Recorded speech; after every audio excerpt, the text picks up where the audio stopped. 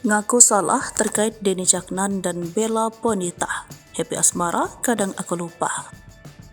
Penyanyi dangdut Happy Asmara mengakui kesalahannya terkait Denny Caknan dan Bella Bonita. Dia mengaku kadang lupa hingga membuat heboh fansnya dan Denny Caknan. Memang nama Happy Asmara belakangan ini ramai jadi bahasan perbincangan warganet. Hal tersebut buntut dari ucapan selamatnya atas kelahiran putri pertama sang mantan Denny Caknan bersama sang istri Bella Bonita. Sayangnya, saat menyampaikan ucapan tersebut, Happy Asmara tak menyebut nama Bella Bonita. Ia hanya menyebut nama Denny Caknan.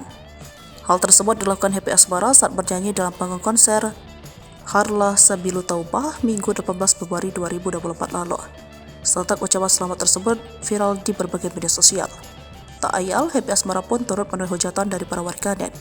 Dengan asumsi publik semakin liar, wanita berusia 23 tahun itu pun berikan klarifikasi. Dikutip dari salah satu kanal YouTube, Selasa 27 Februari, pemilik nama asli Happy Rismanda Hendranata ini berikan klarifikasinya. Yaitu emang kemarin sempat ramai karena ucapan, itu karena kemarin memang kita kondisi di atas panggung itu kadang suka lupa-lupa gitu, ujar Happy Asmara.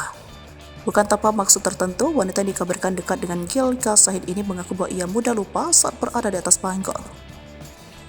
Alih-alih berkilah, pelantun lagu Rungkat tersebut justru legowo dengan mengakui kesalahannya.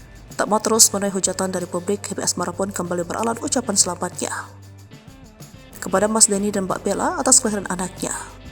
Semoga anak bisa menjadi yang salihah, berbakti kepada kedua orang tua dan mengangkat derajat kedua orang tua, terang Happy.